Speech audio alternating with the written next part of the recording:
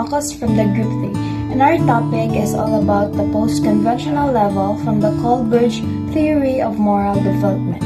And the stages that we will talk all about is the stage 5 and the stage 6. The stage 5 is all about the social contract and individual rights. And the stage 6 is the universal principles. And some of our classmates will explain and give an example what these two stages is all about, and we go deeply. Therefore, the post-conventional level presents the third and the highest stage of the moral development in Kohlberg theory. Individuals at the post-conventional level make moral decisions based on what they personally believe in rights, rather than simply following the rules established by the society. They develop their own ethical principles and values, independent of what others or society dictates. At this level, moral reasoning centers on the abstract concepts such as fairness, justice, and fundamental human values. People consider how their choices might affect others and strive to make decisions that benefit everyone, not just themselves. Individual judgment is based on self-chosen principles, with a focus on individual rights and justice. The values that guide post-conventional morality are often abstract and include concepts like the preservation of life and the importance of human dignity. While these principles may be difficult to precisely define, they serve as the foundation of the moral reasoning. According to Kohlberg, only 10 to 15% of people reach this advanced level of moral reasoning, as it requires the capacity of abstract thinking necessary for the stage 5 and the stage 6. So hello everyone, my name is Sophia Marla C. Huntong. My report is stage 5, social contract and individual rights.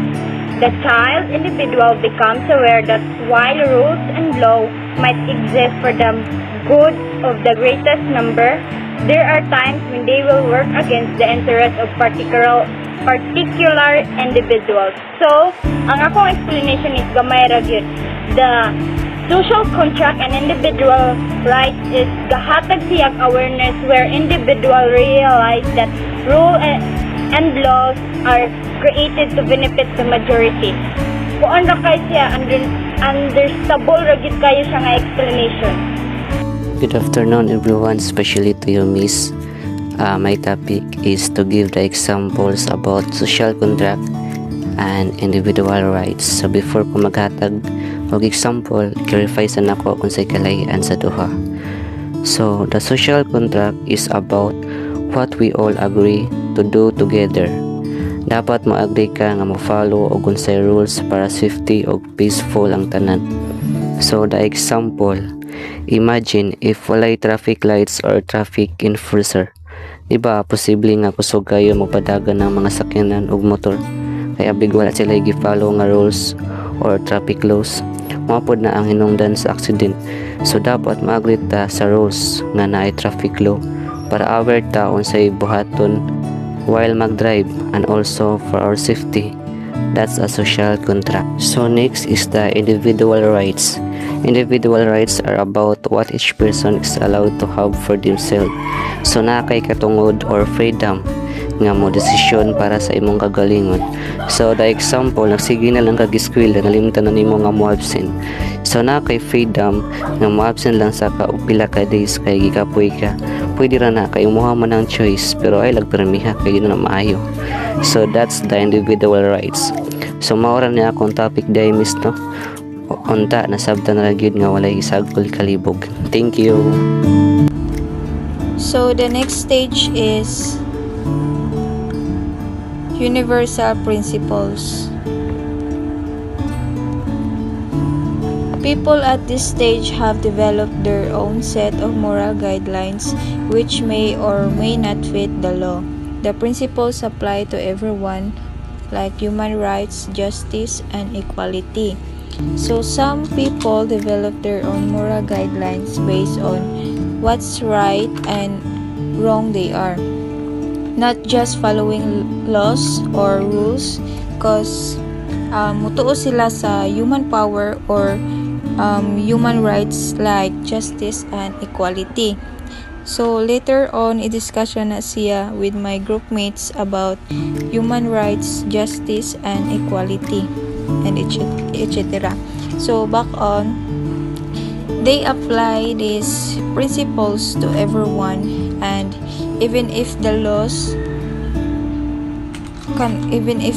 good kay differ, it's about sa like doing what's right or not just following rules. So the next is the person will be prepared to act to define these principles even if means going against the rest of society in the process and having to pay the consequences of disapproval and imprisonment. Colbert doubted few people had reached this stage. So other people ani is mo believe sila in certain principles that they're willing to define them even if it means kana going against the majority and facing disapproval or risking imprisonment. So example ana kay for example si Robert kay nag-advocate who speak out against human rights abuses and push for accountability. So despite his facing risk and challenges. So maunang example ani, and they prioritize doing what's right over following the crowd. And according to Colbert is very few people rajud nga ma-reach this level of moral courage. So mara to. So these are the examples. So first is equal human rights. Equal human rights means that every single person in the world is born with the same fundamental rights and freedoms. So gipanganak ta sa kalibutan with the same fundamental rights and freedoms just because we are human. So no matter your gender, nationality, religion, kung unsa imong language speak or any other difference, we have the same basic rights as everyone else.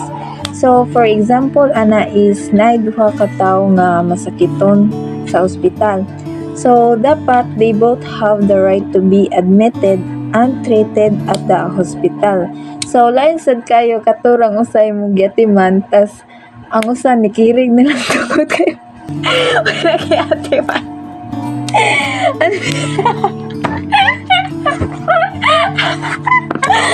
Unfair sad kayo.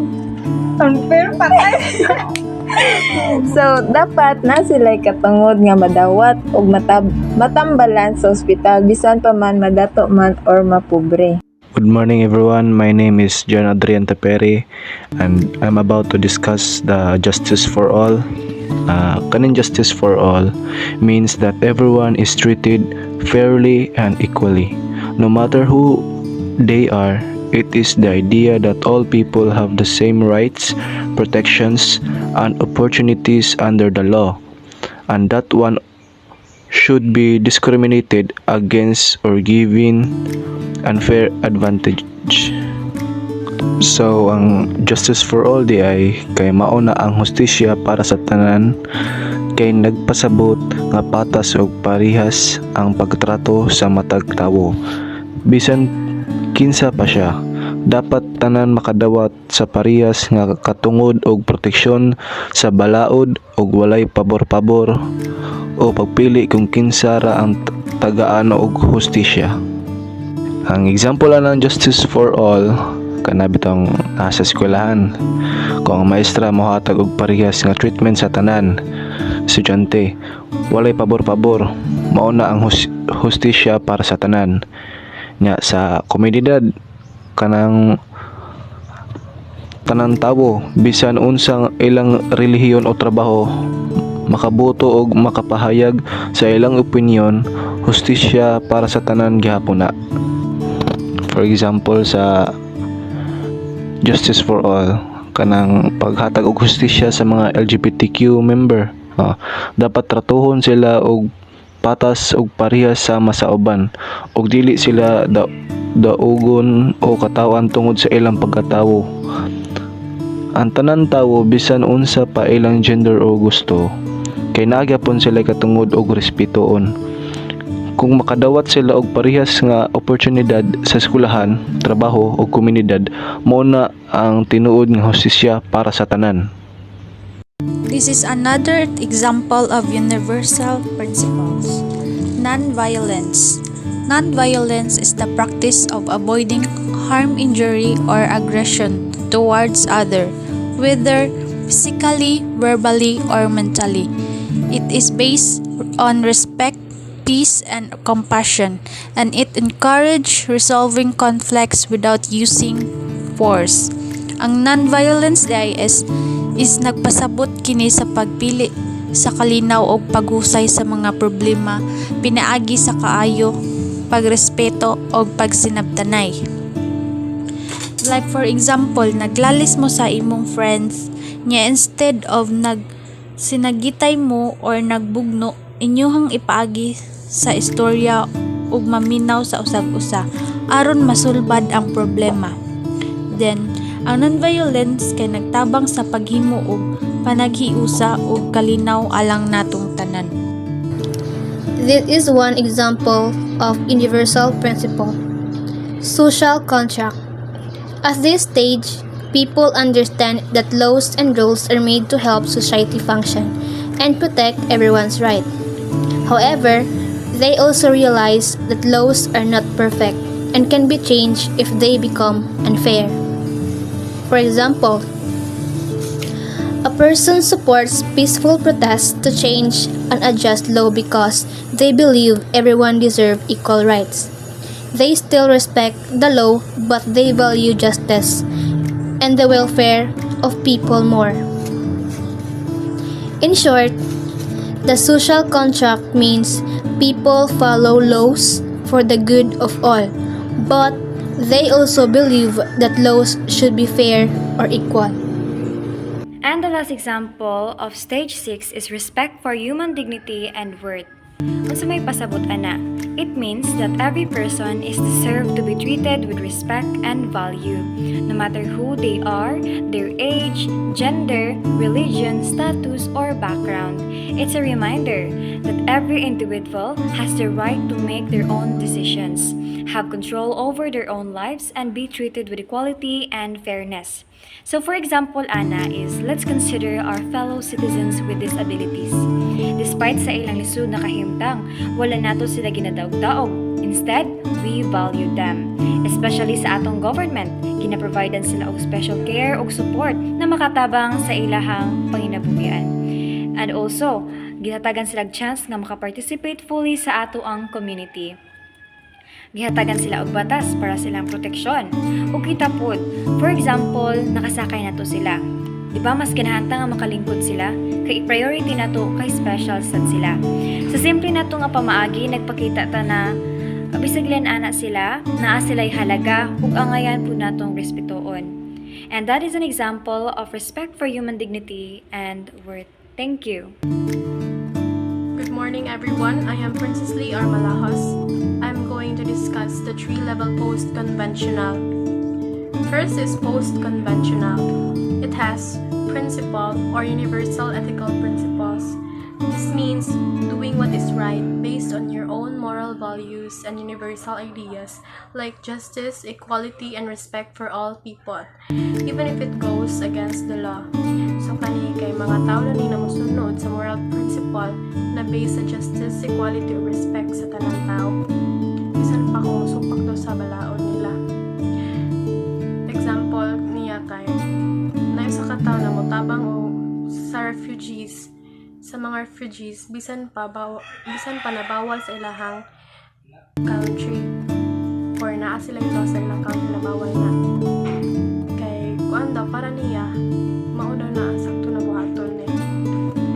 Next is social contract. This means understanding that laws are important for the good of society, but they can be changed if they are unfair or harm people's rights. So ang tao na makasabot nga ang mga law naghihimo kay aron na ma-protectionan ang mga tao or para sa good sa society. But pwede daw usbon kung dili patas or makadaot sa mga tao ang usa ka balaod. So example, ang mga tao na mag-rally or magprotesta aron mausab ang law na nag-discriminate sa usa ka grupo or sa tao. Next is conventional. It has law and order morality. So this means following rules and laws because they keep society safe and organized. People at this stage believe obeying the law is always right thing to do. So, ang tao kuno kay mosunod gyud daw sa rules of law tungod kay para niya kani ang dapat na buhaton or ang sakto na buhaton na paagi aron ang imuhang palibot kay peaceful or wala ray kagubot. Yeah. Example kay na usa ka tawo or usa ka driver na dili gyud siya muagi sa if naay red light na suga or bisan og walay mga sakyanan dili siya mo kanang muagi kay kabalo man siya sa law na naamay law na kinahanglan sundon wala siya. Pare na punta sa good boy attitude. So, ang good boy attitude is people who have will to be seen as a good person by others. So, ang good boy attitude kuno ang pagkabana maayo siya tan-awon. Kanang maayo kuno siya tan-awon. Example, like matabang siya sa iyang mama or sa iyang kanang teacher nga kanang kuan matabang siya panglimpyo ba or ana. Tapos kanang paramingan siya sa iyang kanang mga maestro or sa iyang ginikanan baroy matabang siya mga tabok nga ingon siya nga maayo siya nga pagkatao. Mao na siya ang good boy attitude. So ang self-interest is the child behave in a way that benefits themselves, that maka-benefit siya siyang kaugalingon. So ang kanang self-interest understandable naman siguro kayo ang self-interest no. So ang self-interest kay magbuhat siya og maayo kung makahimulo siya sa kabutang. Like example, ang sa kabata oray kay kanang tabag siyang mama kay kanang kuan kunot kanang palitan siya dual ug mahuman niya na nga trabaho like hugas siya plato. Hugasan niya yung plato. Just kanang kanang narito kay mo na iyang mama nga hugas yung plato dito kay kanang nakipalitan ti kakuan mo na siya ang self-interest mo na kanay kapalit or naay kanang kuan magbuhat siya o kanang maayo pero naay kanang kapalit mo na siya ang self-interest. So avoid punishment. So ang avoid punishment is kanang understandable naman siguro. So kanang the avoid punishment the child behave will avoid punishment. So ang bata is magbuhat siya og usa ka maayo nga butang para dili siya avoid siya sa mga silot or sa mga punishment sa iyang ginikanan. Of course kasagaran is kanang ginang mga kuan maghimo kag kana mga limpyo na lang dayon ka kay para dili ka mayaw-yawan. Mo na siya ang example. Marato. In addition, most of the people derive their moral views from those around them, while only minority develop and think through ethical principles and independently.